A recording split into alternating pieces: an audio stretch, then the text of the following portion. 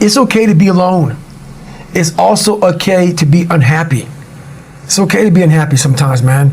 It's okay to say, you know what, man, I'm fucked up. So you gotta go to the truth first. Who are you? Get really accountable and say, okay, who am I? What's the truth about me? Get to that dark place in your mind. Figure out, it may take months, it may take years. Figure out your purpose. Figure out what you want to be in life. And then from there, okay, I have my purpose. It may take a long time. No one knows their purpose because it's too loud. Find your purpose. From there, all right, you gotta start planning. People love the planning phase because it's very comfortable. And then from the planning phase, you gotta go to execution. So the execution phase, what we all hate, because that's where the real work begins, and that's when the failure happens, and the failure. So, but you know, that's kind of how you have to do it. Honestly, what's funny about this is people may hear all this and say, God, this guy's such a structured guy, talking about demons, getting over things. That sounds like his whole life. It's true, but I'm the most peaceful person on the planet Earth, even with like the conversation. I gotta go to the gym, I have to do this, I have to do that. Every day I'm winning. Every day I'm winning the other voice in my head. So I'm at peace with myself. The things I do for fun are like me bettering myself. Yeah. I love sports, I love watching sports, but I also love accomplishing and overcoming myself every day. Because every day is a battle. Every day is a battle because your mind wants to choose the path of least resistance. Every day. But you don't become better by ever doing that. You become normal. And I don't want to be normal. So it may not be a life for everybody, but I find a lot of peace in not being normal in my life. To be at the point of your life where you don't care about being judged. You can be in a room of 1 million people and they all hate you, and you walk in and you go like this. Not because you're angry at them, because you know yourself. Inside and out, and you know that you've put yourself through hell to be where you're at today. You've walked the walk, you've talked the talk, and you've walked the walk.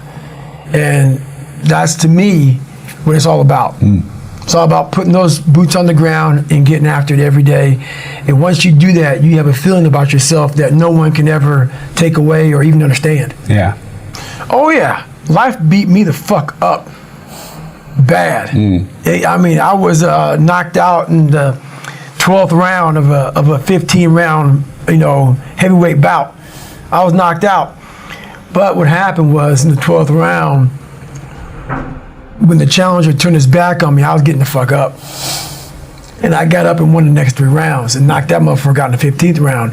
So that's my mind about can't hurt me. I was hurt, man. Like, literally, I had to overcome so much those first 26 years of my life, and I still do every day today. It's not over. Nah. But the mentality of can't hurt me is just that. No matter what's in front of you, man, you have to face, you have to confront, you have to overcome and move forward. So my father, some of the kids that bullied me, my learning disabilities, all these things I went through in life, stuttering, has so many different issues, failing, I had to overcome them. Or they would have overcame me. Yeah, those scars are real. Those scars are proof that your past is real. So they're never going to go away. I own them, but I'm proud of my childhood. I'm proud because without all of these lessons in life, and everybody says this bullshit, I mean it.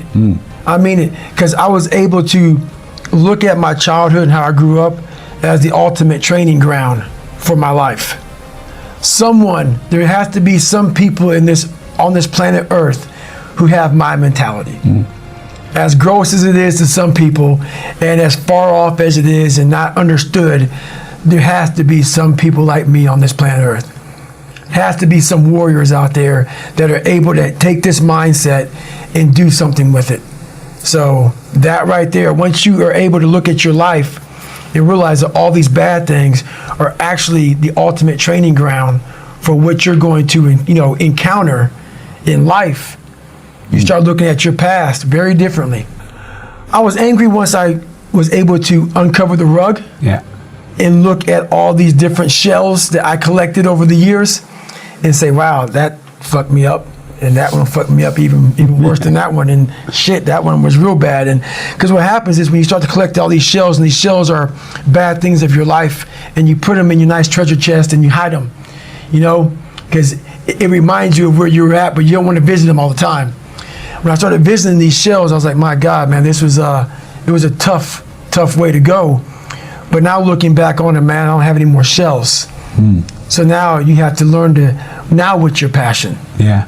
So now my passion is still trying to find out what is left, what is more. Can I be driven without the anger? And I can be. I've only dissected 44 years of my life. While I'm still living, I'm still in my live autopsy. So, you know, right now, until I'm dead, I'm still examining human potential.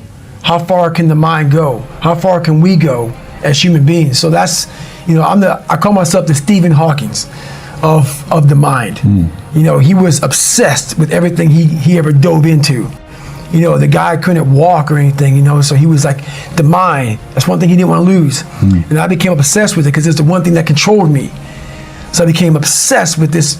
What is this fucking thing up here that just has me on a tightrope and just walks me into all these horrible decisions I make and makes me feel so pathetic and weak and insignificant and dumb and stupid and everything. I got to get control of this thing. But it's amazing that once you get control of that thing, how far you can go. I'm big into visualization and also self-talk. But also like, where do I want to be in life? Where do I see myself? And then I start making these plans on how I'm going to get there. And I don't deviate from that plan. So that's kind of how I do them now. I mean, it's a lot more to it than that, but it's a lot of quiet time. I shut out a lot of noise. I only have people in my life that need to be there. If you don't need to be in my life, I'm not about acquiring more friends. I'm not about noise. I'm about, okay, are you trying to go somewhere? You can jump on board. If not, I don't want to hear all your problems. Do you have a solution for your problem? That's what I'm all about right now. So I'm not about whining, bitching, complaining. I'm about, okay, we need to go this way. So that's the biggest thing. I forget his name, and I'm not trying to meet him anytime soon. That's not it, but I'm fascinated with the guy Free Solo. He's another guy very similar to me, even though I'm not climbing rocks like he did. He has a passion to do something, and he's in at all costs. And what he was doing, what he did, I'm not so impressed with what he did. I'm impressed with how he shut the whole world out when he was doing it. To be able to pull that off, you have to be willing to accept death. You have to be willing to accept you're not going to see your loved ones anymore. You can't care about your loved ones when you're on that rock. Nothing mattered to him but that rock. Those people fascinate me. Those people who are able to put themselves in a place like that, and very few people understand that. To want something so badly. I'm not saying that, because I don't think he believed that he was going to die. I don't. I believe that he was willing to sacrifice everything to pull that off. Those are the people, and there's very few people like that who are willing to say, you know what, man, you don't get me because your feet are nice and firm on the ground. That's where you want to put them. But for me, there's more to life than that. And for him, that lasted, I don't know, 3-4 hours. That took him, I don't know. It took him a while. It's over now. He risked everything for just a few hours on a rock. And I've done that with my own self, with my own personal life, is I've risked so much, but what he gained and what I've gained in these 3 or 4 hours, in these moments, are something that people will never know, because they've never put themselves on the rock for 3 or 4 hours and put everything on the rock. And that's something that very few people can understand. So they think he's crazy. And those are the people I can't talk to, because it's not craziness. He found something like I found something. I found this. I'm exploring this. He was exploring this. He explored it on the rock. I explored in different venues.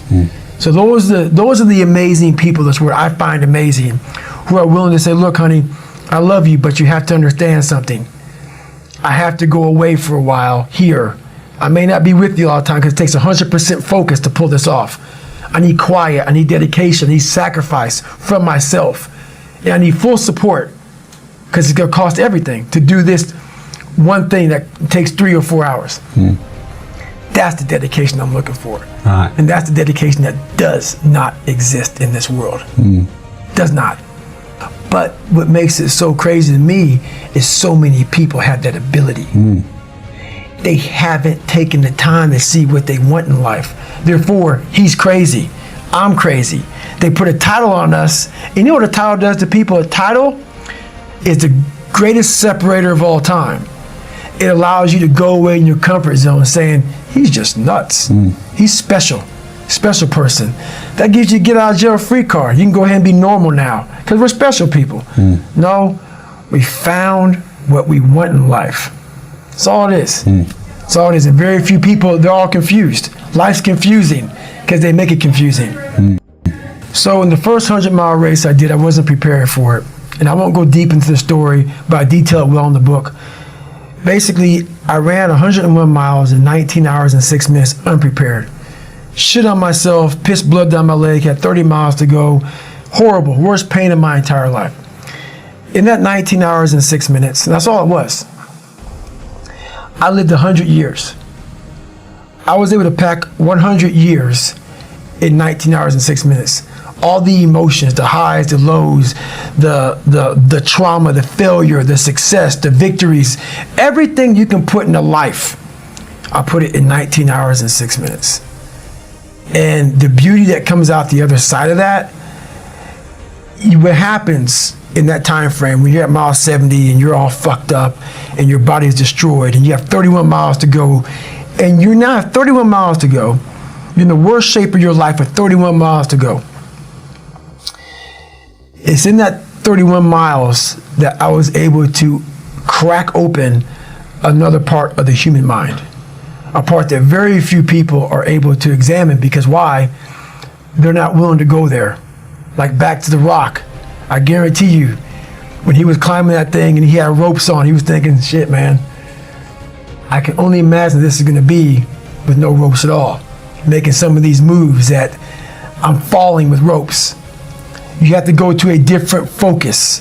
The focus has to be so heightened that very few people, they even understand that, but they have it in them. They have it in them to go there, but you have to go to a place of fear, of suffering, of pain, of doubt. And that's when your mind, if it knows it's not going to quit, it opens up. And once it opens up, that's my 40% rule. Once you can open your mind up when it knows it's not going to quit, it finds more. It finds more focus. It finds more power. It finds more drive. And that's what gets you through the 31 miles. That's what gets him so hyper-focused on that one little nodule to put his finger on. And that's what you find in those moments. But without those moments, you don't know what you're capable of because you're living a very structured life without risk.